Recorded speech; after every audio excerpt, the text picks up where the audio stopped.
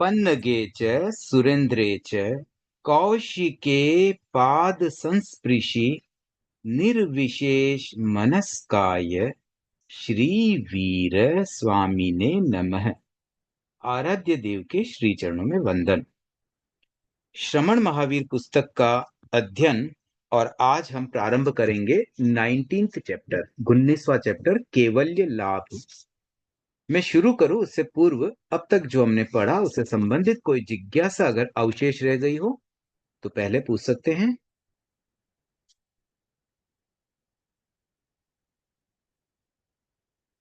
हाँ सुषमा जी। सर, मेरी आवाज आ रही है सर? नहीं, आवाज स्लो है आपकी आज। सर, अभी आ रही है सर मेरी आवाज? नहीं, ठीक है, मैं मुझे तो सर नहीं सुनाई दे रहा है, दूसरे फोन बहुत से स्लो बाद है। में। सर, मैं बाद में पूछूंगी जिज्ञासा।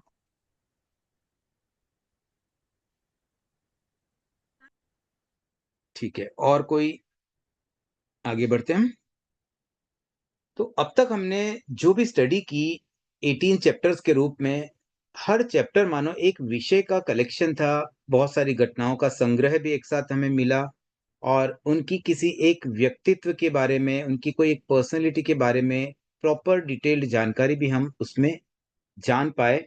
तो ऐसे हमने अब तक 18 चैप्टर्स में भगवान महावीर के बारे में बहुत कुछ जाना, उनकी क्वालिटीज को हमने एक्सप्लोर किया और मुझे लगता है बहुत सारी ऐसी बातें भी शायद हमें अपने जीवन में अपनाने के लिए भी कुछ ना कुछ हमें अवश्य मिला ही होगा। तो अब हम आगे बढ़ते हैं और उनके बारे में कुछ जाने। 19th चैप्टर केवल्य लाभ। तो जब उन्हें केवल ज्ञान प्राप्त हुआ उसके बारे में ये बात आती है। तो इससे पूर्व का जो अध्याय था वो साधना काल और गृहस्थ जीवन, मतलब प्रारंभ का जो गृहस्थ जीवन, जन्म से लेकर गृहस्थ जीवन तक का पार्ट, एंड देन साधना काल में उन्होंने क्या साधनाएं की, क्या वो करते थे, ध्यान करते, मौन करते, तपस्याएं करते, किस तरह के कष्ट उन्हें आए, किस तरह के कष्टों को उन्होंने इनवाइट किया, कैसे वो उन कष्टों के समय रिएक्शन करते थे और अल्टीमेट उनका एम क्या रहा। और इस पूरे प्रोसेस के दौरान उन्होंने जो भी साधना की उस साधना का रिजल्ट का दिन था कैवल्य लाभ। तो पुनः सुषमा जी की जिज्ञासा है।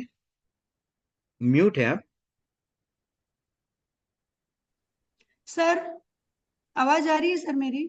हाँ, सर, भगवान महावीर को कैवल्य प्राप्ति तो हुई नहीं थी, उससे पहले ये सभी भगवान संबोधन कैसे हुआ सर? देखिए भगवान संबोधन तो है ना रेस्पेक्टेबल वर्ड होता है। ऐसे अब आज भी हम हमारे गुरुदेव को भी हम भगवान कह देते हैं, मेरे महाश्रमण भगवान। तो भगवान कहना बड़ी बात नहीं है। और दूसरी बात, जैसे यहाँ पर जब उल्लेख हो रहा है ना कई बार, तो आवश्यक नहीं कि वहां भगवान शब्द ही बोला गया होगा, ये तो एक ट्रांसलेशन है। यहाँ जो प्रस्तुति है ये हिंदी भाषा में है। यहाँ पर प्रस्तुति करते समय कुछ भाव अलग हो सकते हैं। जब वहां बातचीत हुई थी एक्चुअल, उस समय आवश्यक नहीं कि भगवान शब्द का प्रयोग हुआ हो, क्योंकि तब तो प्राकृत भाषा भी चलती थी, कुछ और भाषाएं भी चलती रही होगी। उस समय की भाषा कुछ अलग भी हो सकती है। ये आज की भाषा के अनुसार ट्रांसलेटेड घटनाक्रम हम इस पुस्तक में पढ़ रहे हैं। सर, एक जिज्ञासा और है सर। बोलिए। परिव्राजिका का क्या मतलब होता है सर? देखो, परिवर्जन का मतलब होता है घर छोड़ना। तो जो घर त्याग कर लेते हैं ना, जो अपने घरों में नहीं रहते हैं, जैसे नॉर्मल घरों में नहीं रहते, घर छोड़ देते हैं और अलग रहते हैं, तो उनको परिव्राजक बोलते हैं। परिव्राजिका मतलब लेडीज। मतलब वो साध्वियां नहीं हुई? देखिए साध्वियां भी एक्चुअली तो परिव्राजक ही है, लेकिन साध्वियों तो महाव्रत भी पालन करती है। उनका लाइफ स्टाइल थोड़ी अलग होती है, उनकी थोड़ी गहरी चर्या है। परिव्राजिका में महाव्रतों का पालन करना आवश्यक नहीं है। वे सामान्य जो साधुओं के नियम है उनका उस रूप में पालन नहीं करते, लेकिन घर फिर भी छोड़ा हुआ है, मतलब रहते घर से अलग है। तो ये जनरली जो भी परिव्राजक या परिव्राजिकाएं शब्द यहाँ पर हमने पढ़े, जिनके बारे में भी मोस्टली उनमें से पहले जो साधु थे, साध्वियां थी, बाद में परिव्राजक या परिव्राजिकाएं बनी।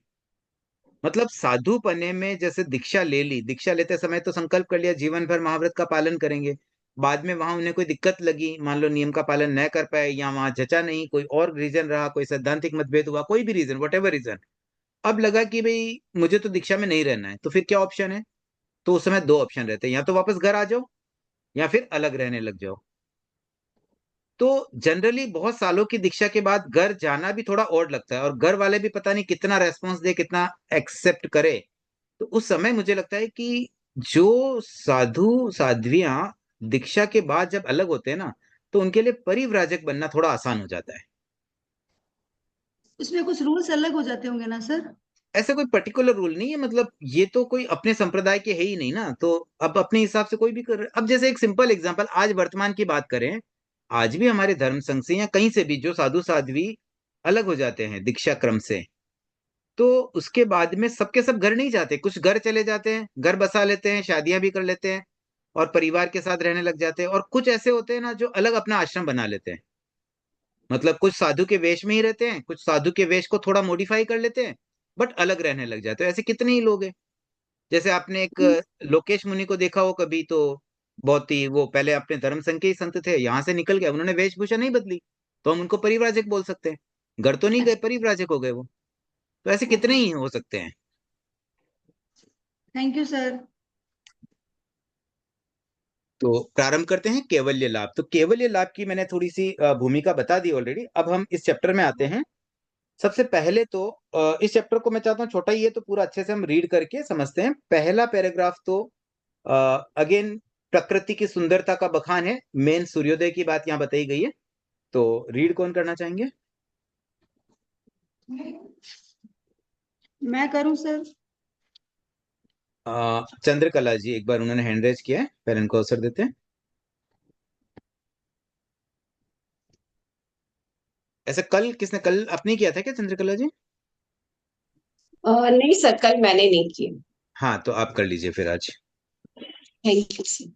जय जिनेन्द्र। हम्म। अध्याय 19, केवल्य लाभ। प्राची की अपूर्व अरुणिमा, बाल सूर्य का रक्तिम बिंब सघन तिमिर क्षण भर में विलीन हो गया, जैसे उसका अस्तित्व कभी था ही नहीं। कितना शक्तिशाली अस्तित्व था उसका, जिसने सब अस्तित्वों पर आवरण डाल रखा था। देखिए, शब्द थोड़े से ऐसे लगते हैं कि कुछ गंभीरता लिए हुए हैं, कुछ गहरे शब्द है, पढ़ने में भी थोड़ी कठिनाई लग सकती है, बट बहुत सिंपल सा अर्थ है। बाल सूर्य का रक्तिम बिंब, मतलब जो सूर्य, बाल सूर्य किसे कहते हैं? उगता हुआ सूर्य, जो अभी जस्ट उगा ही है, मतलब बच्चा ही है, अभी तक तो बाल अवस्था में है। तो उसका जो उसका कलर अगर आपने देखा हो कभी सूर्योदय का, तो रेडिश होता है, थोड़ा रेड कलर होता है। बाद में तो थोड़ा येलोइश होने लग जाता है, बट स्टार्टिंग में एकदम रेड रहता है। तो वो जो रक्तिम बिंब, और उससे पहले प्राची की अपूर्व अरुणिमा, मतलब अरुणिमा जो निकल रही है। प्राची शब्द का अर्थ कोई बता सकते हैं? प्राची, यहाँ पर एक प्राची भी शायद अवेलेबल है, आप बताएंगे? जय जिनेन्द्र सर। तो प्राची शब्द का अर्थ होता है पूरब दिशा, ईस्ट डायरेक्शन। East direction. जी। ओके। तो यहाँ पर अपूर्व अरुणिमा आई है, मतलब प्राची की अपूर्व अरुणिमा, मतलब पूर्व में ही सूर्य उगता है, तो पूर्व दिशा में ही है, लेकिन अपूर्व अरुणिमा मतलब ऐसी अरुणिमा जो पहले कभी नहीं थी। पहले कभी क्यों नहीं थी? क्योंकि आज कुछ नया होने वाला था, भगवान को केवल्य लाभ होने वाला था, इसलिए यहाँ पर अपूर्व शब्द आया है। मतलब अरुणिमा तो रोज आती है, लेकिन आज की अरुणिमा कुछ खास थी। और बाल सूर्य का रक्तिम बिंब, मतलब बाल सूर्य का जो कलर था, रेडिश कलर का, जो उसका बिंब बन रहा था, और सघन तिमिर क्षण भर में विलीन हो गया। मतलब जो गहरा अंधेरा था ना, रात को तो अंधेरा ही रहता है, और जैसे ही सूर्य निकलने लगता है एकदम से गायब हो जाता है, पूरा उजाला आ जाता है, जैसे उसका कभी अस्तित्व था ही नहीं। इस स्पीड से वो अंधेरा चला जाता है। और उसके बाद बताया कितना शक्तिशाली अस्तित्व था उसका, जिसने सब अस्तित्वों पर आवरण डाल रखा था। मतलब उसका अस्तित्व जो था, किसका अस्तित्व? उस उजाले का। वो इतना पावरफुल था कि बाकी जो भी थे ना, सबको उसने हटा दिया। मतलब अंधेरा तो ऐसा गायब हो गया ना, जैसे थोड़ी सी लाइट पड़ी सूर्योदय होते ही। तो ये सूर्योदय के बारे में थोड़ी सी बात आई है। उसके बाद आ रहा है भगवान महावीर आज अपूर्व आभा का अनुभव कर रहे हैं। हाँ, एक बार आप पढ़ लीजिए, कंटिन्यू करते हैं। भगवान चंद्रकला जी। महावीर अपूर्व आभा का अनुभव कर रहे हैं। उन्हें सूर्योदय का आभास हो रहा है। ऐसा प्रतीत हो रहा है कि अस्तित्व पर पड़ा हुआ पर्दा अब फटने को तैयार है। भगवान ठीक है, अब इस गोदो पैराग्राफ में ये बताया गया कि भगवान को भी मन में कुछ ऐसी फीलिंग आ रही है कि आज कुछ होने वाला है, समथिंग हैपनिंग टुडे, मतलब कुछ तो ऐसा हो रहा है। तो वैसा कुछ कुछ एक अजीब सा अनुभव हो जाता है, मतलब जैसे हम भी सामान्यतया कभी कुछ अच्छा होने वाला होता है ना, थोड़ा सा एक आभास हो जाता है आज तो कुछ खास होने वाला है। बस वैसे ही भगवान को भी एक हल्का फुल्का आभास हो गया। वैसे तो अवधि ज्ञानी थे, उन्हें आभास और स्पष्ट भी हो सकता है, बट ऐसे सामान्य मति ज्ञान से भी आभास हो सकता है। तो बस उन्हें भी मानो आज कुछ खास होने वाला वैसा फीलिंग हो गई।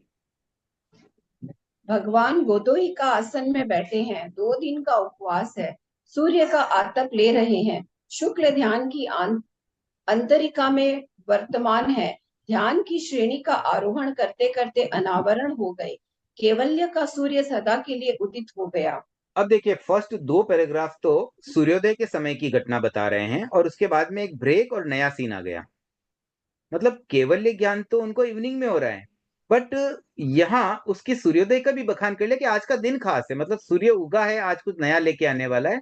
तो फर्स्ट 2 पैराग्राफ एक अलग सीन को दिखा रहे थे, अब वहां पर एक सीन ब्रेक हुआ और नया सीन आया। अब ये सीन बता रहा है जिस समय उनको केवल्य प्राप्ति होती है उस समय की यहाँ पे घटना का उल्लेख है।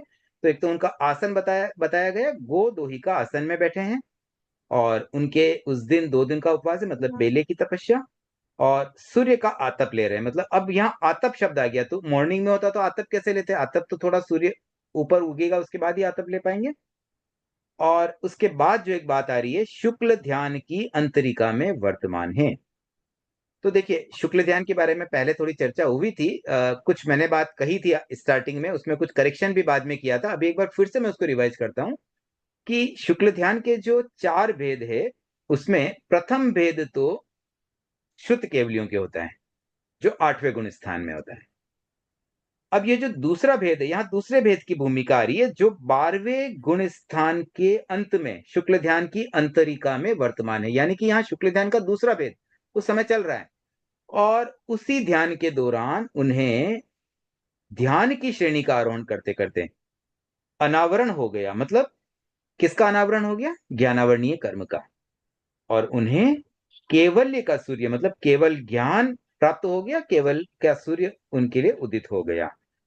तो शुक्ल ध्यान की अवस्था थी, 2 दिन का उपवास, गोदोही का आसन और केवल्य की प्राप्ति। ये 4 बातें इस पैराग्राफ में आ जाती हैं।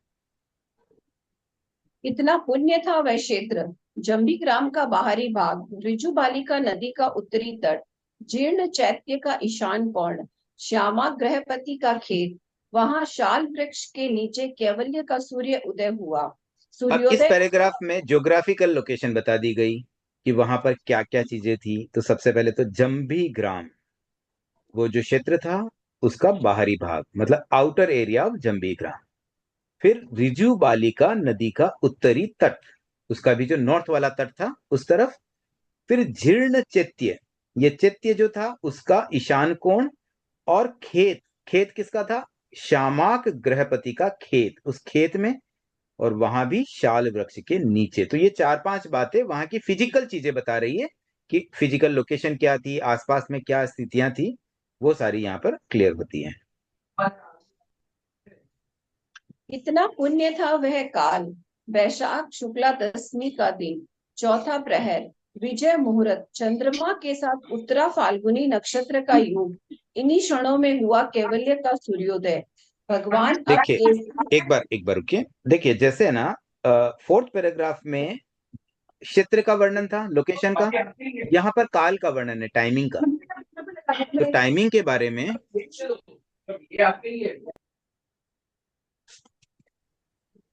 जो बातें आई है, एक तो वैशाख शुक्ला दशमी, ठीक है, डेट तिथि आ गई। अब प्रहर आया, चौथा प्रहर। चौथा प्रहर कौन सा हुआ? दिन का चौथा प्रहर। मतलब क्या हुआ? दिन जब ढलने वाला है, लास्ट प्रहर। फिर विजय मुहूर्त, मुहूर्त भी बताया गया, विजय मुहूर्त था। और उसके साथ नक्षत्र कौन सा था उस समय? उत्तरा फाल्गुनी नक्षत्र। ये सारी बातें काल से संबंधित हो गई और उस समय केवल्य का सूर्योदय हुआ। तो ये सूर्योदय केवल्य का है, ये ना समझे कि सूर्योदय के समय केवल्य ज्ञान हुआ। वह केवल्य ज्ञान इवनिंग में ही हो रहा है। इवनिंग का मतलब अभी सूर्योदय नहीं, सूर्यास्त नहीं हुआ है। सूर्य तो निकला हुआ लेकिन सूर्योदय की स्थिति नहीं है। उस समय केवल्य प्राप्त हुआ, केवल्य की प्राप्ति को केवल्य का सूर्योदय कहा गया है। अब आगे पढ़ते हैं। भगवान अब केवली हो गए, सर्वज्ञ और सर्वदर्शी। उनमें सब द्रव्यों और सब पर्यायों को जानने की क्षमता उत्पन्न हो गई। उनकी अनावृत चेतना में सूक्ष्म, व्यवहित और दूरस्थ पदार्थ अपने आप प्रतिबिंबित होने लगे। न कोई जिज्ञासा और न कोई जानने का प्रयत्न, सब कुछ सहज और सब कुछ आत्मस्थ, शांत सिंधु की भांति निस्पंद और निश्चेष्ट। विघ्नों का ज्वार भाटा विलीन हो गया। न तूफान, न उर्मियां और न तुमुल कोलाहल, शांत शांत और प्रशांत। केवल्य प्राप्ति के पश्चात भगवान मुहूर्त भर वहां ठहरे, फिर लक्ष्य की ओर गतिमान हो गए।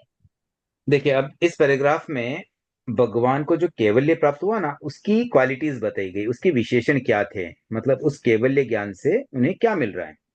तो पहली बात बताई कि वो सर्वज्ञ और सर्वदर्शी बन गए।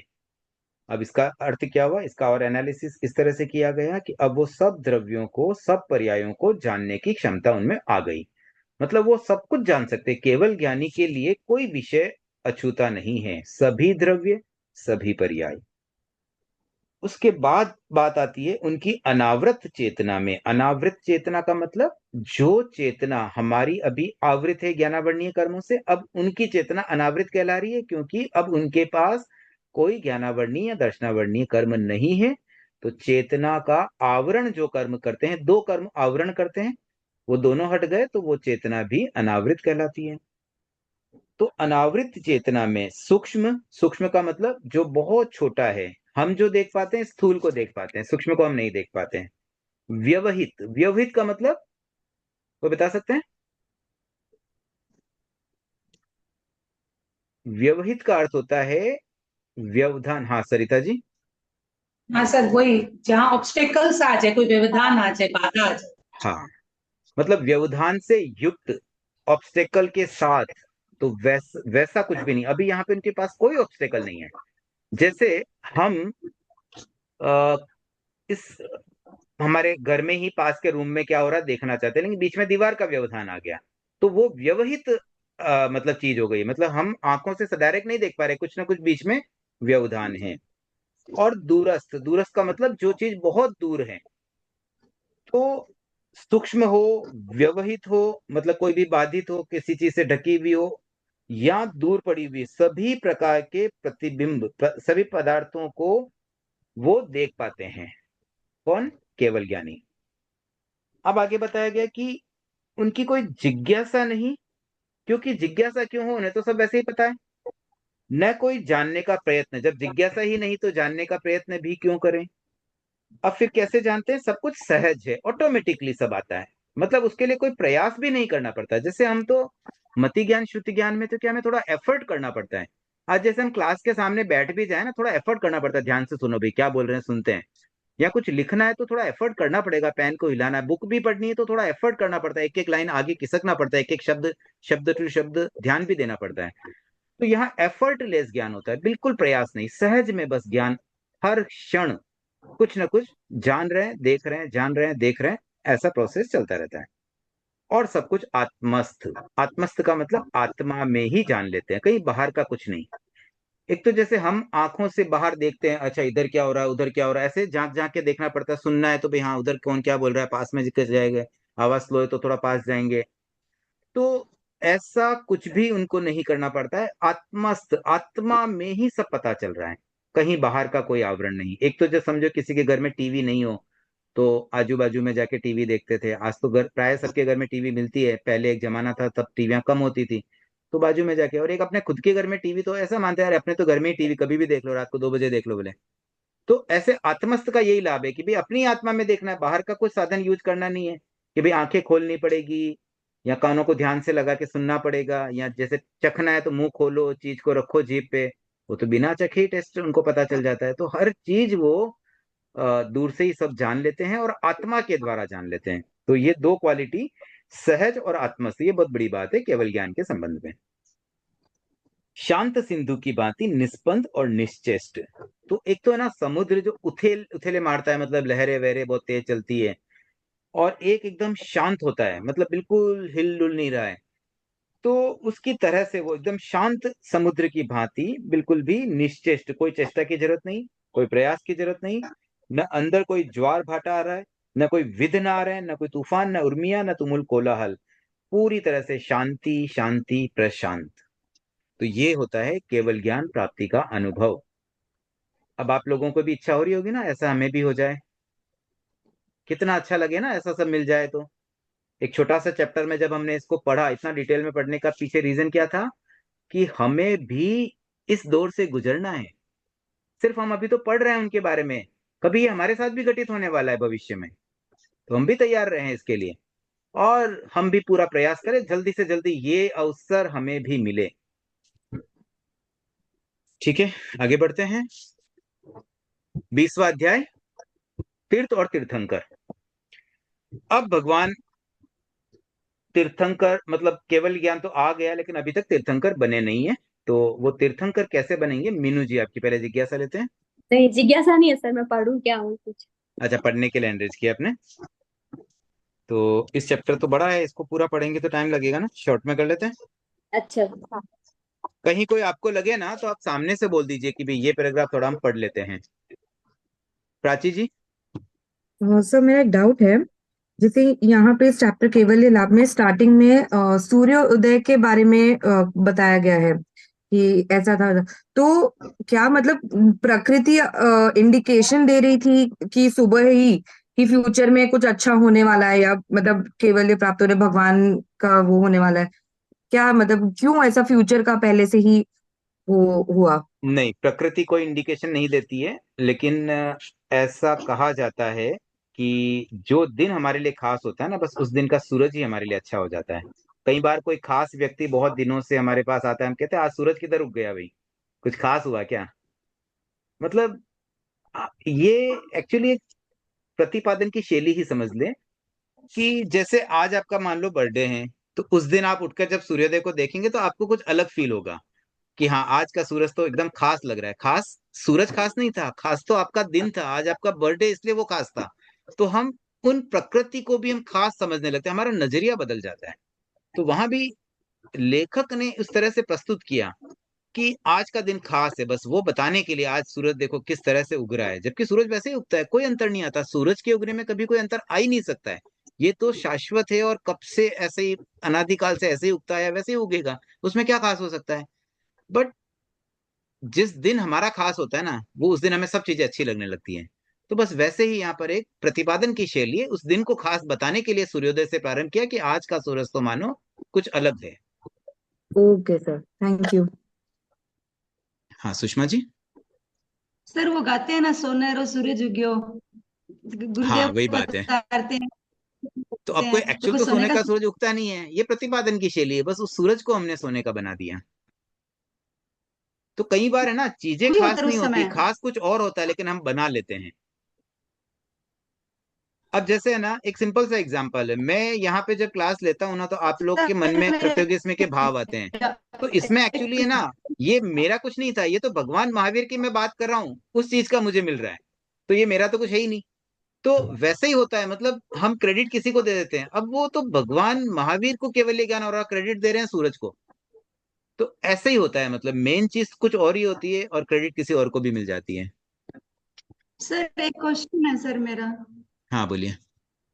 सर्वज्ञ और सर्वदर्शी तो समझ में आ रहा है, यहाँ पे मतलब क्या सर्वज्ञ और सर्वदर्शी बात तो एक ही है ना सर?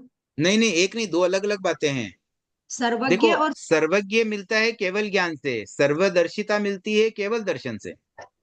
अगर एक होता तो फिर दो कर्म नहीं, सात ही कर्म पढ़ाते आपको, ज्ञानावरणी दर्शनावरणी को एक ही कर देते क्लब करके। Sir correct. दर्शनावरण जब केवल ज्ञान हो जाता है फिर दर्शन का क्या मतलब रह जाता है सर? क्या बोला जब आपने? केवल ज्ञान हो गया फिर हम्म। दर्शनावरण का मतलब फिर क्या रह जाता है, दर्शन का मतलब फिर? नहीं, केवल ज्ञान आ गया। आपकी आवाज फिर कट गई थी, एक बार पुनः दोहरा दें। केवल ज्ञान होने के बाद दर्शन का क्या अर्थ रह जाता है फिर सर? हाँ, केवल ज्ञान होने के बाद केवल दर्शन की क्या आवश्यकता, यही आप कह रहे हैं ना। हाँ सर। देखिए, जानने के लिए जितनी सूक्ष्मता जरूरी है, उतनी ही समग्रता भी जरूरी है। आप केवल अंदर चले जाएंगे ना, सीधा अंदर, तो पूरी बात समझ में नहीं आएगी। बाहर से भी देखना पड़ता है, अंदर से भी देखना पड़ता है, तब जाकर के संपूर्ण ज्ञान होता है। तो दर्शन ओके से हम सर। बाहर से देखते हैं, ज्ञान से हम भीतर से देखते हैं। ओके मान सर। लीजिए आज मैं आपको कोई पेज ओपन करके, मान लो इसी पुस्तक, आपको पता नहीं कौन सी पुस्तक, मैं इसमें से खाली एक पंक्ति को जूम करके इतना सा फोटो क्लिक करके आपको भेज दूं, आपको क्या समझेगा? साथ में मैं ये भी बताऊं ये इस पुस्तक से है, इस चैप्टर में से है, तब समझेगा। अभी मुझे कई बार प्रश्न पूछते हैं, सीधा प्रश्न पूछेंगे, मुझे क्या समझेगा? मैं बोलता हूँ भाई मुझे रेफरेंस बताओ, कौन से चैप्टर का, कौन से पेज पे, इसके आगे पीछे क्या। तो दोनों चीजें जरूरी होती है, चाहे वो केवल ज्ञानी हो ना, तो भी उन्हें पूरे लोक को समग्रता से भी देखना पड़ता है और सूक्ष्मता से भी, तब जाकर के कंप्लीट नॉलेज मिलता है। और यही बात थैंक यू हमारे सर। लिए भी एप्लीकेबल है। हम भी जब कोई चीज पढ़ते हैं, कोई नॉलेज लेते हैं, किसी के बारे में जानते हैं, तो हमें दोनों तरह से जानना पड़ता है।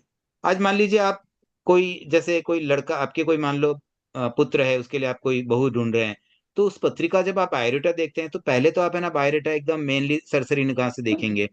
उसके बाद आप उसमें सूक्ष्मता से भी देखेंगे, अच्छा कौन सी डिग्री की है, कब पढ़ाई की है, क्या क्या करती है, क्या नहीं करती है, सब चीजों को फिर आप डिटेल में भी जाएंगे। दोनों चीजें देखनी पड़ती, सीधा डिटेल में जाएंगे, ऊपर ऊपर का नहीं पता हो तो भी नहीं चलता है।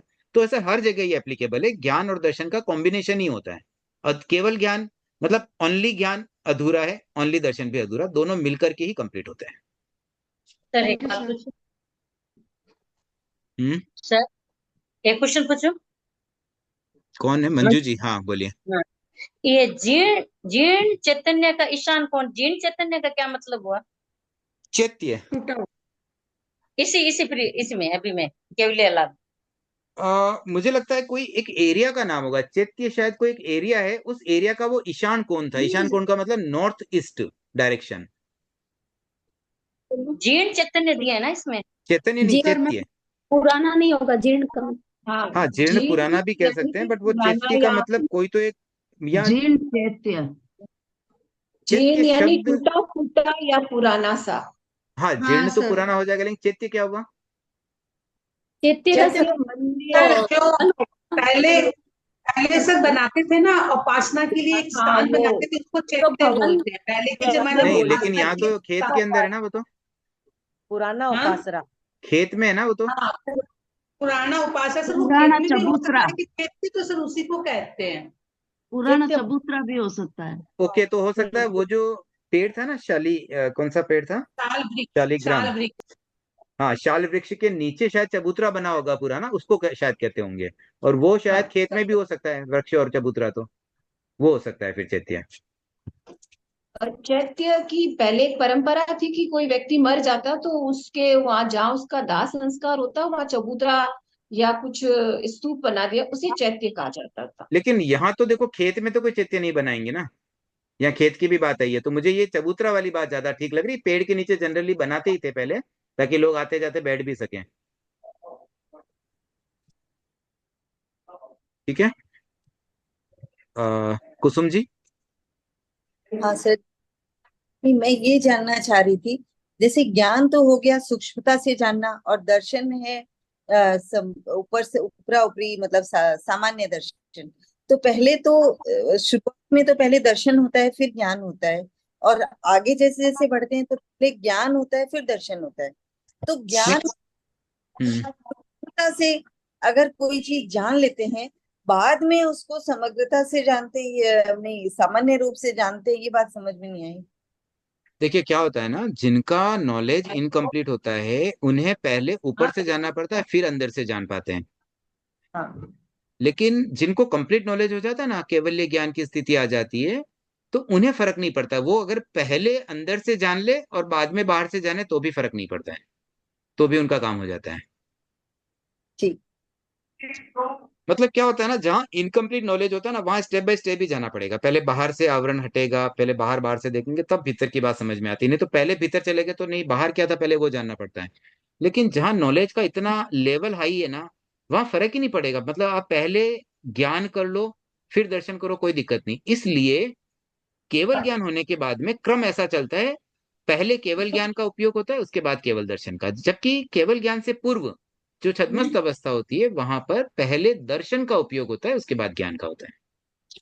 नहीं तो सुख संप्राय में अपने 10वें गुण स्थान में तो पहले ज्ञान आता है, बाद में दर्शन आता है, इसलिए वहां खाली ज्ञान है, दर्शन नहीं है। नहीं, देखिए उसमें क्या हो रहा है, वो इतना सूक्ष्म है कि जिस समय 10वां गुण स्थान चलता है, उस समय एक ही उपयोग हो पाता है। हाँ। तो 10वें गुणस्थान से पहले ही दर्शन हो जाता है। दर्शन हो गया, उसके बाद जब ज्ञान में प्रवेश किया तब 10वां गुणस्थान आ गया और फिर दर्शन का उपयोग चालू हो जाएगा। चंद्रकला जी। सर्वज्ञ और सर्वदर्शी, सर्वज्ञ यानी कि सब कुछ जानने वाला, और सर्वदर्शी कि सब कुछ देखने वाला। ऐसा नहीं हो सकता था कि ऐसा ही तो भगवान मतलब है। तीनों काल को जानने लग गए और तीनों काल को ही भगवान देखने लग गए, अतीत, वर्तमान और भविष्य। देखो, आप अगर उसको देखना कह दो तो भी दिक्कत नहीं है, बट यहाँ बात वही होता है, देखने का मतलब सामान्य बोध है। जो दर्शनावर्णीय कर्म के क्षय से प्राप्त होता है वही सर्वदर्शी का गुण है। जो ज्ञानावर्णीय कर्म से प्राप्त होता है वह सर्वज्ञता का गुण है। धीरेन्द्र जी। हाँ सर, जय जितेंद्र, वही बात है सर। वो दर्शन है, वो सामान्य बोध हो गया। जैसे वो डॉक्टर होता है, एक सामान्य डॉक्टर होता है, वो हो गया। और वो विशिष्ट ज्ञान हो जाता है क्या, केवल ज्ञान सर्वज्ञ वाला। जैसे स्पेशलिस्ट होता है कोई चीज का। तो मेरे को लगता है कि सर्वज्ञ के अंदर ही सर्वदर्शिता तो सामान्य हो गया। सर्वज्ञ मतलब उसमें दोनों ही हो गया क्या, ज्ञान और दर्शन। नहीं, देखिए, सर्वज्ञता में ज्ञान ही होगा और सर्वदर्शिता में दर्शन ही होगा। दोनों अलग अलग चीज है और दोनों ही जरूरी है। ये मैंने अभी थोड़ी देर पहले भी बताया था। ज्ञान का उपयोग, दर्शन का उपयोग दोनों कंबाइंड रूप से मिलेगा तभी समग्र ज्ञान हो पाता है। अच्छा। केवल ज्ञानियों के तो लिए भी दोनों का। दोनों आवश्यक है। वो भी कोरे केवल ज्ञान से सब कुछ अच्छे से नहीं जान पाएंगे। कंप्लीशन तभी मिलेगा जब दर्शन का भी साथ साथ उपयोग चले। अच्छा अच्छा, एक सर, भगवान महावीर के बाद केवल ज्ञान किसको हुआ? अपने यहाँ हुआ क्या किसी? भगवान महावीर के बाद तो बहुतों को हुआ है। अपने बहुतों यहाँ को इस हुआ है। भगवान भरत क्षेत्र में। महावीर द्वारा दीक्षित भी बहुत केवल ज्ञानी बने। उसके बाद भगवान महावीर के निर्वाण के बाद भी बहुत केवल ज्ञानी बने हैं। अंतिम केवल ज्ञानी अच्छा। पूछ सकते हैं तो जम्बू मुनि, जम्मू इस में। इस एरिया के, जिनके लिए कहा जाता है कि भी उन्होंने मोक्ष के ताले लगा दिए। मतलब उनके बाद अभी तक कोई भरत मोक्ष नहीं अच्छा। गया। मतलब ये भी एक अपेक्षा से ही ठीक है। है, इस एरिया से, भरत क्षेत्र से उनके बाद कोई मोक्ष नहीं गया। ठीक है। वीणा जी। जय जिनेन्द्र। जो केवल ज्ञानी होते हैं वो सबकी सभी तीर्थंकर बनते हैं ना। तो गौतम स्वामी सभी केवल ज्ञान हुआ, उनको वो सब तीर्थंकर नहीं होते थे। देखिए, नहीं। कोई भी तीर्थंकर है ना, वो तो कंपलसरी केवल ज्ञानी होते ही हैं। केवल ज्ञान पाए बिना कोई तीर्थंकर बन ही नहीं सकता। लेकिन सभी केवल ज्ञानी तीर्थंकर नहीं बनते हैं। तो ऐसे कितने ही व्यक्ति होते हैं जो तीर्थंकर नहीं बनते लेकिन केवल ज्ञानी बन जाते हैं। तो जैसे ठीक गौतम स्वामी, वो भी केवल ज्ञानी बने लेकिन वो तीर्थंकर नहीं बने। ठीक। थैंक संजू जी। जय जिंद सर। सर आपने अभी जो गुणस्थान की बात की थी सर, तो अब जैसे भगवान को जब गुणस्थान प्राप्त हुआ तो वो भी क्या 12वें गुणस्थान में थे क्या, जब सर उनको केवल ज्ञान हुआ तब उनपे भी गुणस्थान सर? देखिए, जब सूर्योदय हुआ था ना, उस समय वो 12वें गुणस्थान में नहीं थे। जो पहला पैराग्राफ बताया ना, पहला दूसरा पैराग्राफ, उस जी समय सर। वो 12वें में नहीं थे। 12वें गुणस्थान में वो कब आए? वो आए उससे कुछ समय पहले ही। मतलब जब उन्हें केवल्य ज्ञान मिला ना, उससे कुछ देर पहले ही वो 12वें में आए। क्योंकि अच्छा। 12वें गुणस्थान का कालमान मैक्सिमम अंतर मुहूर्त होता है। हाँ। तो थोड़ी देर पहले वो 12वें में आए और फिर तुरंत 13वें में भी आ गए। अच्छा। केवल्य प्राप्ति का मतलब हो गया 13वें गुणस्थान में प्रवेश। हाँ वही सर मैं पूछने वाली थी आपको कि 12वां 13वां कौन से गुणस्थान। ठीक, थैंक यू सर। हम्म। अगर मान लो आपसे मैं ये प्रश्न पूछूं, देखो मेरे प्रश्न कैसे बनते हैं ना, अगर आप मुझे बोलेंगे ना प्रश्न बनाने के लिए, तो मेरा प्रश्न ये बनेगा कि भगवान महावीर 12वें गुणस्थान में किस जगह पर थे? एट व्हाट प्लेस उनको 12वां गुणस्थान कौन से स्थान पर आया? सर जगह तो वही थी, चीज तो वो बाद में चल 13वां गुणस्थान में वो चल दिए वहां से। तो वो 12वें गुणस्थान तो वो जहाँ वो बैठे थे ध्यान में वही होगा बस सर वही वो। स्थान आएगा, वही उत्तर बनेगा, सेम। चार वर्ष के हाँ। नीचे। हाँ वो एक्चुअली सर आज बुक नहीं है मेरे पास तो मैं बोल नहीं पा रही।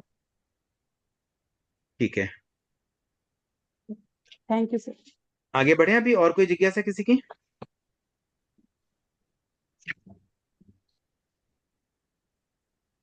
ठीक है, 20वां चैप्टर।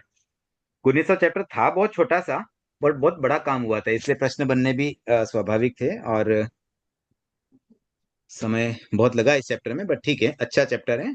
और ये ऐसा चैप्टर है जो हमारे दिल में बिल्कुल अमिट छाप छाप जाए कि ये अवसर हमारे साथ भी आएगा। क्षेत्र बदल सकता है, काल बदल सकता है, बट जो सेकंड लास्ट पैराग्राफ था ना, केवली बनने के बाद की स्थिति, वो सेम रहेगी, उसको कोई नहीं बदल पाएगा।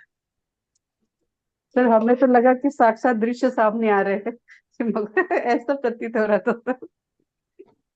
आप दूसरों के दृश्य देख रहे हैं, मैं तो आपका दृश्य आपको दिखाना चाहता हूँ। आप अपना दृश्य देखो साक्षात, कि हम उनकी जगह हो, हमारे साथ ऐसा हो जाए, हम सर्वज्ञ बन जाएं, वह दृश्य आप इमेजिन करें। सही बात।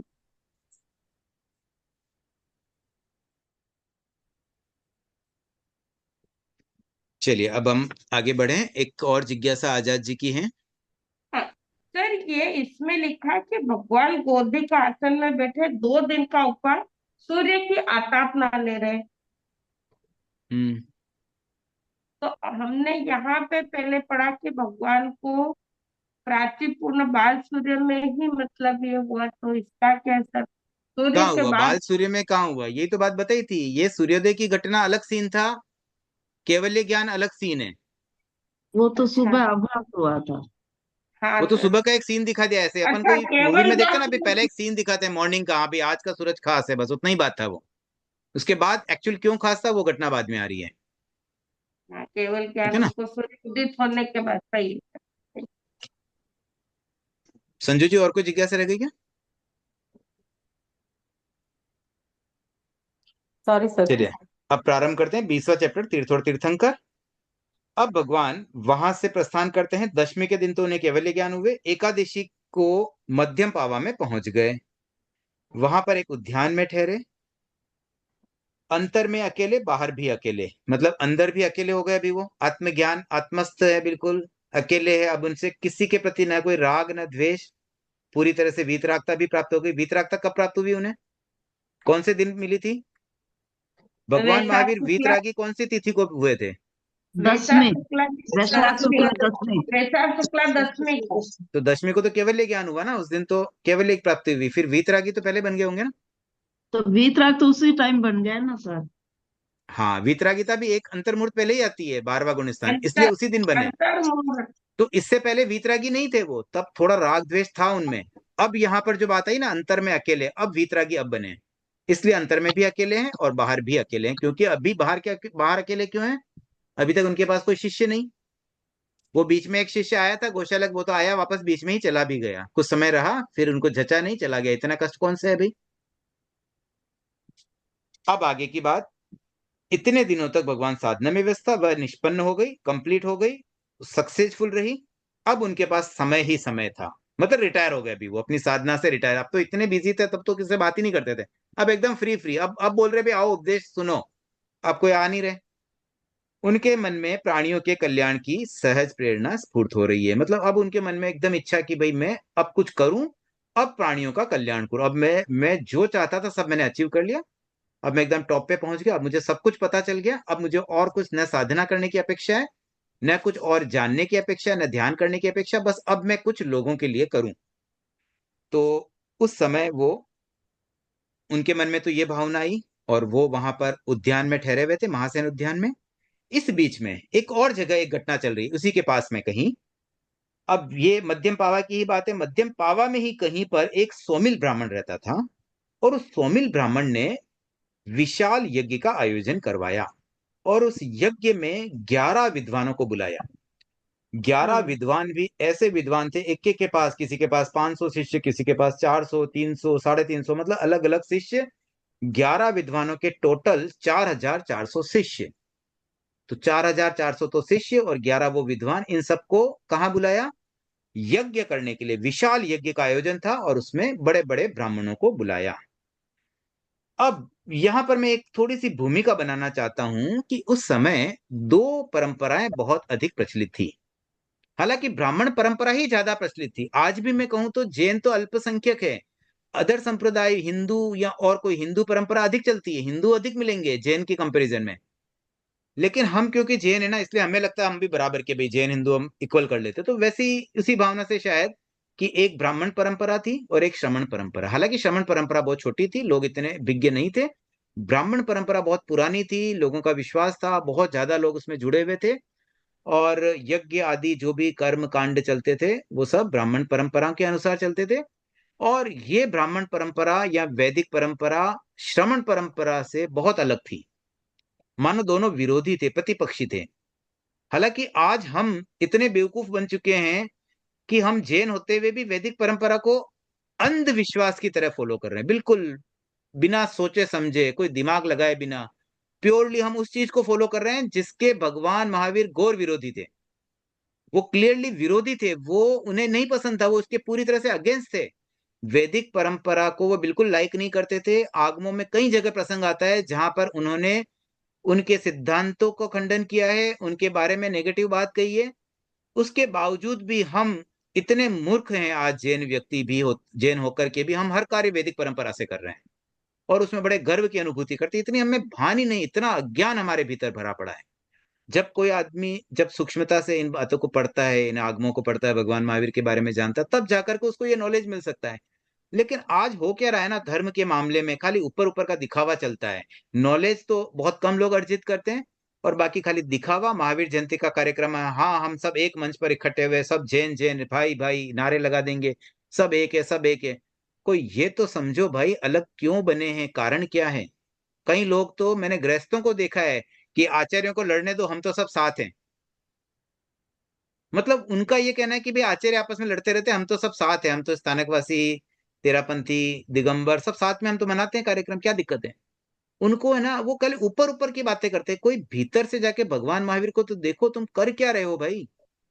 आज तेरापंथ भवन के उद्घाटन होते हैं ना, तो उसमें हवन होते हैं, वैदिक परंपरा से हवन हो रहे हैं बड़े बड़े भवनों में। तो हालांकि ये विषय नहीं है, बट मेरे से रहा नहीं जाता है, कभी कभी थोड़ा बहक जाता हूँ। तो फिर से हम स्टोरी पे आते हैं।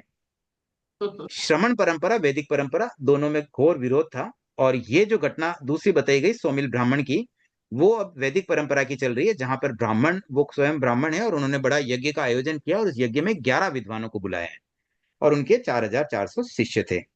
उन विद्वानों का यहाँ थोड़ा सा परिचय भी दिया गया है। इसमें इंद्रभूति, अग्निभूति, वायुभूति, ये तीनों तो सगे भाई थे जिनके 500-500 शिष्य थे। फिर दो विद्वान कोई कोलाक से आए थे, एक व्यक्त था, दूसरा सुधर्मा था। और उनके गोत्र भी यहाँ बताए गए हैं, भारद्वाज गोत्र था और एक का वैश्यायन गोत्र है। इनके भी 500-500 शिष्य हैं, तो 2500 शिष्य तो इनके ही हो गए। उसके बाद दो विद्वान और बताए गए, मौर्य सन्निवेश से आए थे। एक का मंडित नाम था, एक का मौर्य पुत्र था। मंडित का गोत्र वाशिष्ठ था, मौर्य पुत्र का गोत्र काश्यप था। ये सब हमें नाम और गोत्र याद होने चाहिए परीक्षा की दृष्टि से भी और ऐसे भी। इनके 350 शिष्य थे। किनके? तीन के, मतलब 5 के तो हो गए 500-500। पहले 3 भाई थे, फिर 2 अलग बताए, फिर 2 अलग बताए 350 वाले। अब उसके बाद अकंपित मिथिला से, अचल भ्राता कौशल से, मैतार्य तुंगिक से और प्रभास राजगृह से, ये 4 विद्वान अलग बता दिए गए। तो पहले 3, फिर 2, फिर 2 और फिर 4, टोटल हो गए 11 विद्वान। इन 11 का ही नाम भी यहाँ बताया गया, इनके गोत्र का नाम भी यहाँ पर है।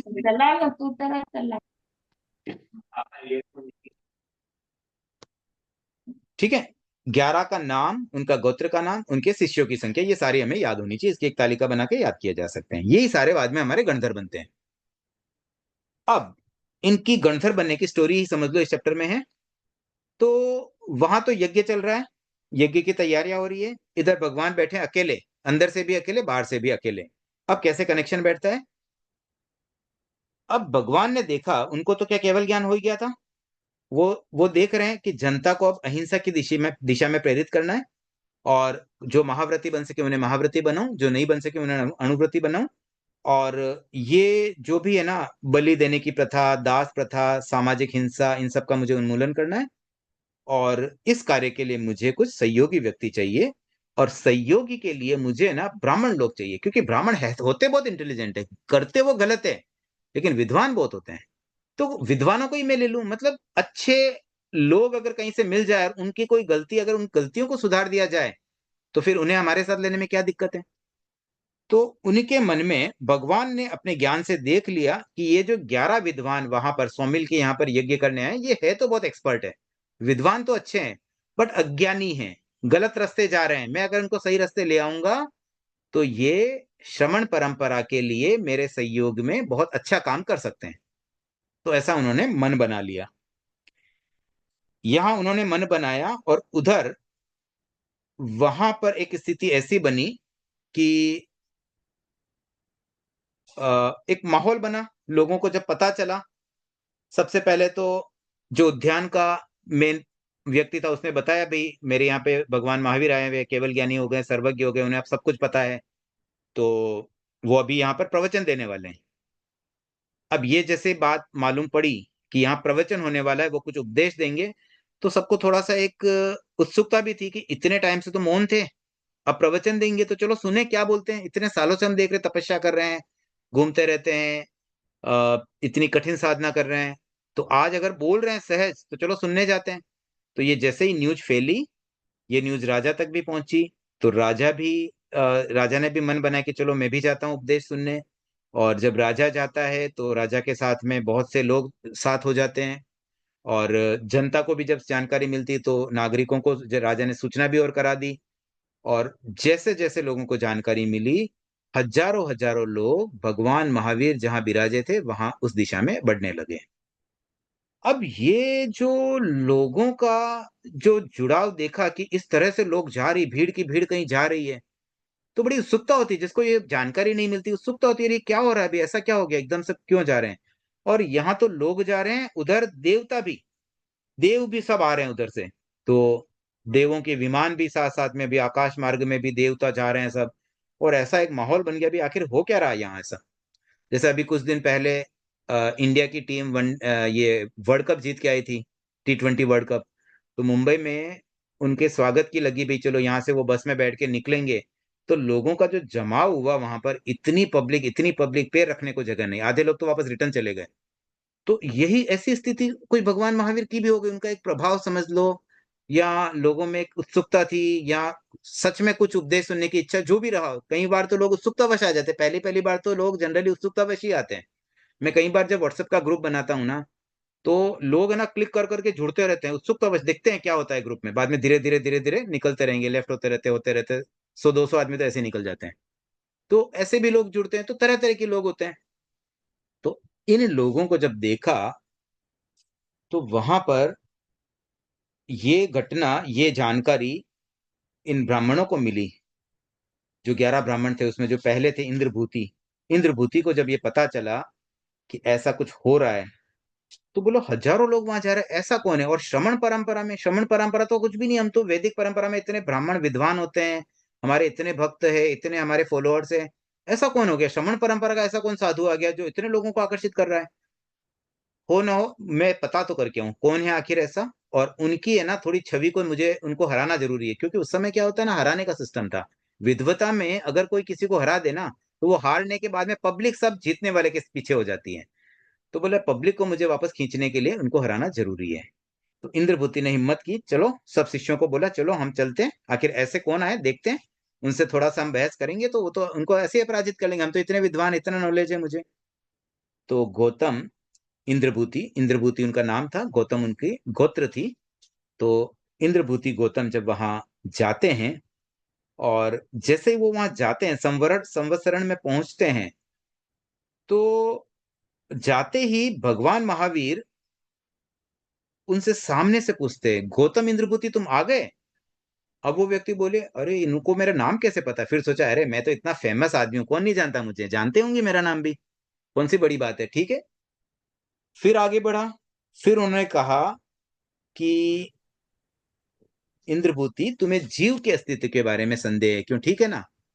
अब जैसे ये बात सुनी तो इंद्रभूति अंदर से कांप गया, ये बात तो मैंने आज तक किसी से कही नहीं, कोई नहीं जानता ये बात, मेरे मन में क्या संदेह, मैंने किसी से डिस्क्लोज ही नहीं किया, क्योंकि मैं अपनी विद्वता से ये बात जान नहीं पा रहा था, और मुझे आज तक कोई ऐसा व्यक्ति मिला नहीं जिससे मैं अपनी प्रश्न पूछूं। तो ये तो मेरे मन में था, और इन्होंने मेरी मन की बात कैसे जान ली। तो थोड़ा सा उसको एकदम से अंदर से हिल गया वो, कि भाई ये कैसे हो गया, ये तो बहुत अचंभे की बात है। नाम बोला तब तक तो चलो समझ रहा था, उसका ईगो जाग गया कि हाँ मैं तो बहुत बड़ा आदमी हूं, मुझे कौन नहीं जानता। लेकिन जैसे ये बात बोली ना, तो वो थोड़ा सा ठंडा पड़ गया। अब जैसे ही वो वहां ये बात सुनी, वो एकदम थोड़ा सा विनम्र भी बन गया, क्योंकि अब थोड़ा उनको श्रद्धा आ गई, नहीं ये व्यक्ति तो बहुत मुझसे अधिक विद्वान लगते हैं। पास में गया, निवेदन किया और रिक्वेस्ट, मतलब भाई ठीक है, आप संदेह का मुझे अगर समाधान भी दे सके। भगवान ने समाधान भी दे दिया कि जो भी उनकी जिज्ञासा थी कि भाई ये जो जीव है वह जीव है कि नहीं है, उसका एक्चुअली अस्तित्व है कि नहीं है, उसका समाधान अच्छे से मिल गया। और वो समाधान पा करके उसे संतुष्टि हो गई और तत्काल उसका मन बदल गया और उसने कह दिया कि मैं तो आपके पास ही दीक्षित होना चाहता हूँ। और तुरंत उसने दीक्षा ले ली, शिष्यों से कंसल्ट कर लिया, शिष्य भी रेडी हो गए और वो गौतम गणधर मतलब गौतम इंद्रभूति दीक्षित हो गए। हाँ सुषमा जी। सर यहाँ पे एक लाइन आई है ना, जिसका पूर्व और पश्चिम नहीं है, इसका उसका मध्य कैसे होगा? ऊपर है थोड़ी सी सर, भगवान है इंद्रभूति को, सेकंड पैराग्राफ में, यही पेज पे सर, सेकंड पैराग्राफ ऊपर से सेकंड, इसी पेज पर। नहीं, इसके आसपास कुछ और बोलिए। सर ये महावीर सचमुच सर्वज्ञ है, उन्होंने मेरे मन के अंतःस्थल में पले हुए संदेह को कैसे जाना। मैंने आज तक अपने संदेह किसी के सामने प्रकट नहीं किया, फिर इन्हें उसका पता कैसे लगा। इसके जस्ट नीचे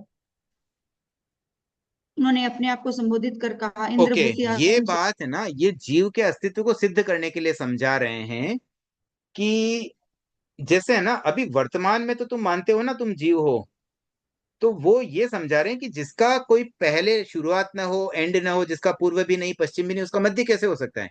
मतलब कोई चीज अगर है तो इसका मतलब कुछ ना कुछ इसका पास्ट भी होगा और कोई ना कोई इसका फ्यूचर भी होगा। हम कोरा ये कैसे मान ले कि केवल वर्तमान हो सकता है? तो तुम ये कैसे मान रहे हो कि जीव केवल वर्तमान में ही है? इसका मतलब जीव जो आज है वो पहले भी था और भविष्य में भी रहेगा। Okay sir. ठीक है। अब देखिए, जैसे ही ये घटना घटी, गौतम इंद्रभूति को दीक्षा दे दी गई, 500 शिष्यों ने भी दीक्षा ले ली।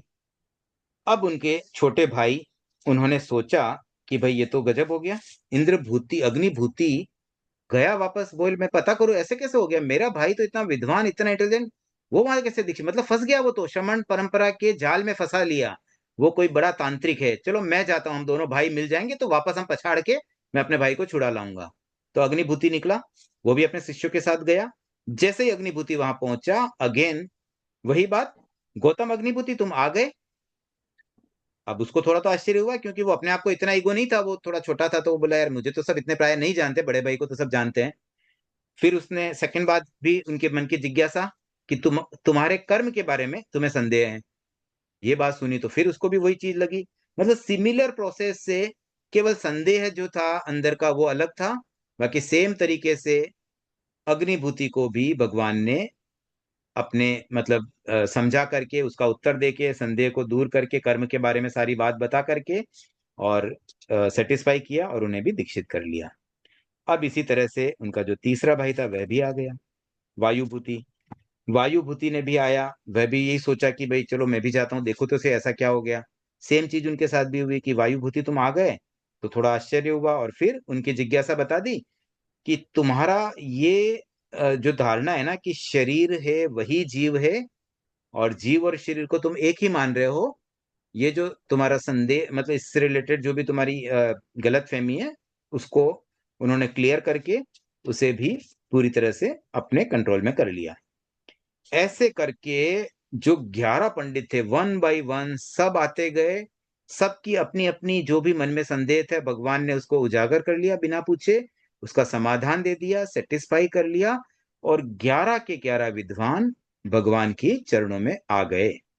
अब उनमें चौथा व्यक्त, जिनकी जो धारणाएं थी कि पंचभूत का अस्तित्व नहीं है, फिर सुधर्मा, प्राणी मृत्यु के बाद अपनी ही योनि में उत्पन्न होता है। सुधर्मा की ये मान्यता थी कि जो मरता है, जैसे मनुष्य मरेगा तो वापस मनुष्य बनेगा, कोई गाय मरेगी तो गाय बनेगी, कोई पौधा है तो वो पौधा मरेगा तो वापस पौधा ही बनेगा, वनस्पति ही बनेगा। ऐसे जो भी कंफ्यूजन थे वो सब भगवान ने सोल्व कर दिए। फिर मंडित आया, मंडित ने बंध और मोक्ष नहीं है ऐसी उसके मन में धारणा थी कि कोई बंध जैसा तत्व नहीं है, मोक्ष जैसा कोई तत्व नहीं है, उसको भी क्लियर करवा दिया। मौर्य पुत्र को लगता था स्वर्ग जैसा कुछ नहीं है, वह भी मान गया। अकंपित कहता था भी नरक नहीं है, ये उसके मन में जो संदेह था वो भी दूर हो गया। फिर अचल भ्राता का कहना पुण्य और पाप अलग अलग नहीं है, दोनों को वो एक मानता था, वह भी सॉल्व हुआ। देन मैतार्य की जिज्ञासा पुनर्जन्म को वो नहीं मान रहा था, और प्रभास ने मोक्ष के बारे में संदेह था। तो ये ऐसे 11 जो ब्राह्मण विद्वान थे, उनकी जिज्ञासाएं, उनके संदेह को समाधित करते हुए भगवान ने उन्हें दीक्षित कर लिया। और दीक्षित करने के बाद वो 11 उनके मुख्य शिष्य बन गए, जिन्हें गणधर कहा जाता है। और आज जो आगम हम पढ़ पा रहे हैं, ये उनकी ही रचना है। गणधर की ही रचना को हम आगमों में पढ़ते हैं। भगवान की मूल वाणी तो उपलब्ध भी नहीं है। वो तो व्याख्यान देते थे डिटेल में, विस्तार से, उसको संक्षिप्त नोट्स बनाते थे गणधर। और उन नोट्स का संकलन जो आज हमारे पास उपलब्ध हो पा रहा है, मूल सूत्र तो गणधरों के दिए हुए हैं, और उनका जो अर्थ और उसका हिंदी ट्रांसलेशन है, ये हमारे वर्तमान आचार्यों की देन है। वर्तमान कह दो, या जो हमारे पास्ट आचार्य तुलसी के समय से जो आगमों का अनुवाद होना चालू हुआ, या इससे पूर्व भी कुछ और अन्य संप्रदाय के अन्य अनेक आचार्यों ने भी इस पे काफी काम किया होगा। तो ये सब वर्तमान कालीन आचार्यों की हम कह सकते हैं, उनकी देन है। तो ये जो 11 विद्वान थे, भले वो एक समय में विरोधी ग्रुप के थे, लेकिन जैसे ही वो अपनी तरफ आ जाते फिर अपने बन गए। और अपने ऐसे बन गए कि आज हम तो गौतम गणी को भी कितना सम्मान देते हैं। इनफैक्ट वो मंगलम भगवान वीरों के बाद हम मंगलम गौतमो गणी करते हैं। तो इतने मतलब उनकी ऊंची इनकी गरिमा बन गई। तो कभी कभी ऐसा हो जाता है ना कि अगर हम कहीं गलत रास्ते चले भी जाएं, तो ये ना सोचे कि अब हम कैसे होगा, क्या होगा, कोई बात नहीं, गलती हो गई हो गई। अब सही रास्ते जब आ जाते हैं ना, तो फिर सही रास्ते आने के बाद हम उस फील्ड में बहुत आगे बढ़ सकते हैं। तो ऐसे कभी भी इस चीज को लेकर भी मन में कोई दुर्भावना नहीं लानी चाहिए। कभी हो जाती है, गलतियां होना स्वाभाविक है, लेकिन गलतियों को सुधार करके जब हम सही रास्ते आते हैं ना, तो फिर इतनी प्रोग्रेस हो जाती है कि हमें खुद आश्चर्य होने लगता है कि कहाँ हम थे और आज हम कहाँ पहुंच गए। तो अब इसमें थोड़ी सी और स्टोरी बचती है, समय ऑलरेडी हो गया है, तो इस थोड़े से पोर्शन को आई थिंक पेंडिंग ही रख लेते हैं, कल इसको कंप्लीट कर लेंगे। थोड़ी सी इसको मैं और विस्तार से भी बताना चाहता हूँ, कोई जिज्ञासा हो तो आमंत्रित है। हाँ प्राची जी। सर, ये जो 11 गणधरों के नाम दिए, यही ऑर्डर से ये 11 गणधर थे? क्योंकि सबने साथ में दीक्षा ली, तो एज वाइज या ऐसे मतलब बड़े छोटे कौन सबसे पहले, जैसे गौतम स्वामी का नाम आता है, तो कैसे ये ऑर्डर है? और क्योंकि ऐसा भी कहते हैं ना, सुधर्मा स्वामी बाद में आचार्य बने थे। वो आचार्य इसलिए बने कि बाकी सब है ना पहले केवल ज्ञानी बन गए, वो लास्ट में रह गए थे, इसलिए फिर वो आचार्य बने। अच्छा, लेकिन मतलब उनका दीक्षा क्रम में, पांचवा ही नंबर था उनका हाँ गणधर मतलब में। मुझे लगता है शायद यही नंबर सही है। और अब क्या होता है ना, कोई बाद में दीक्षित भी पहले डेथ हो सकती है ना, तो वैसा हाँ कुछ हुआ हाँ हाँ, होगा। Okay sir, thank you. Chandrakala ji. Sir, ये जो 11 पंडित थे, मतलब बाद में गणधर बन गए, तो ये वैदिक परंपरा में इतने विद्वान थे कि धुरंधर विद्वान थे अपने धर्म में। तो फिर ये जो सब जिज्ञासाएं थी, ये तो वैदिक धर्म में भी हम पढ़ते हैं, पंचभूत, पुनर्जन्म, मोक्ष, नरक। तो क्या उन लोग को आ, इतना क्या डिटेल नहीं मालूम था? इतने धुरंधर विद्वान थे। देखिए क्या होता है ना, नॉलेज होना, अभी जैन धर्म में दीक्षित साधु साध्वी भी कभी कभी अपने धर्म संघ से निकल जाते हैं, कहीं ना कहीं संदेह से या कोई भी रीजन से। तो मूल बात यहाँ पर यह है कि अगर हम अ, किसी चीज को पढ़ लेते हैं, फिर भी हम उसको फॉलो कर पाए या नहीं कर पाए, उसको मान पाए या नहीं मान पाए, ये धारणा की बात होती है। अब आज भी कितनी चीजें हम पढ़ते हैं, तो हर व्यक्ति समान रूप से थोड़ी मान पाता है। आज भगवान की समता वाली बात या उनकी कष्ट सहिष्णुता की बात, क्या हर कोई उसको एक्सेप्ट कर पाता है? कितने लोगों के मन में आता होगा कि इतनी भी क्या जरूरत थी, नॉर्मल रह के भी, स्मार्ट बन के भी तो वो साधना कर सकते थे, इतना कष्ट झेलने की क्या जरूरत थी, आंसर दे देते तो क्या हो जाता। ये भी तो किसी के मन में आ ही सकता है ना। तो सबका अपना अपना एक तरीका हो सकता है, तो सोचने का नजरिया सबका अलग होता है। और जो पूर्व बंध कर्म होते हैं ना, वो भी कहीं ना कहीं आड़े आ जाते हैं हमारे ज्ञान में। तो कुछ चीजें हम नहीं जान पाते हैं बिकॉज ऑफ ज्ञानावर्णीय कर्म या अंतराय कर्मों से भी कुछ हो सकता है। तो वो मेन रीजन हो सकता है। तो ऐसा कोई आवश्यक नहीं कि जिस संप्रदाय में हम उसकी सारी बातें हमारे गले उतरी जाए या सारी बातें हम मान ही पाए। जिसमें अच्छी श्रद्धा होती है वो मान लेता है, किसी में कोई कोई चीज में अगर रह जाए, और जो जितने विद्वान होते हैं ना, उनमें तो और ज्यादा शंका होने की संभावना रहती है। जो कम विद्वान होते हैं, सरल भद्र होते हैं, जिनमें कुछ मतलब ज्यादा नॉलेज ही नहीं, तो वो तो सीधा मान लेते भी, हाँ वो कह रहे हैं तो कर लेते भी। गुरुदेव कह रहे हैं माला फेर लो, माला फेर लेते हैं, कोई दिमाग ही नहीं लगाता। आजकल के बच्चे तो नहीं भी, माला क्यों फेरनी, माला 108 बार ही क्यों फेरनी, 100 बार फेरे तो क्या दिक्कत है। तो ऐसे बहुत चीजें विद्वानों के मन में ज्यादा आती है, इसलिए संदेह, शंका भी, प्रश्न जो आते हैं ना, जिज्ञासाएं भी विद्वानों की ही ज्यादा रहती है हमेशा। ठीक है thank Mamta you ji. Sir. जय जिनेंद्र, आवाज आ रही है? हाँ आ रही है, बोलिए ना। मैं बोल रही थी ये जो अपन जो बोलते हैं ना कि गौतम गंधर बड़े महान, तो वो कौन से वाले गौतम स्वामी वे फिर? वही वाले हैं, यहाँ जो है इंद्रभूति, जो ब्राह्मण थे पहले, फिर आए भगवान इंद्रभूति के या पास। अग्निभूति या तीनों? हाँ इंद्रभूति, अग्निभूति या फिर तीनों? इंद्रभूति पहले। इंद्र पहले, गौतम। हाँ अच्छा मतलब एक्चुअली गौतम। गोत्र तीनों का सेम था, लेकिन वो फेमस उनका हो गया, मतलब बड़े भाई थे तो उनका उनका नाम फेमस हो गया। अच्छा अच्छा, जैसे ऐसे थैंक यू। होता है ना अभी, जैसे आपके घर में मान लो 3 बेटे हैं, अब बड़े बेटे को सब भंडारी साहब बोल देते हैं, दूसरों छोटों को नहीं बोलते हो, ऐसा हो जाता है ना कभी। हाँ धीरेन्द्र जी। सर ये बौद्ध धर्म के जो बौद्ध भिक्षु थे वो अलग थे क्या? गौतम कौन? बुद्ध जो कहते हैं, हाँ बौद्ध वो धर्म अलग है, वाले। बौद्ध धर्म गौ- वाले गौतम बुद्ध वो अलग व्यक्ति थे। अच्छा, वो इससे रिलेटेड नहीं थे अपने, हाँ वो ये इनका अलग भी है यहाँ पे एक अपने जिक्र वाले आया था, गौतम। एक ध्यान के संबंध में एक जगह उनका जिक्र आया था, वो गौतम बुद्ध का था, ये गौतम गंधर अलग है। ठीक है। हम्म। चलिए जिज्ञासाएं हो गई है, अब एक बार आज के लिए इतना ही रखते हैं। इस चैप्टर का बचा हुआ पोर्शन अगली क्लास में, मतलब मंडे को हो सकेगा। सैटरडे संडे छुट्टी रहती है, ये सब ध्यान रखें। ओम अरहम।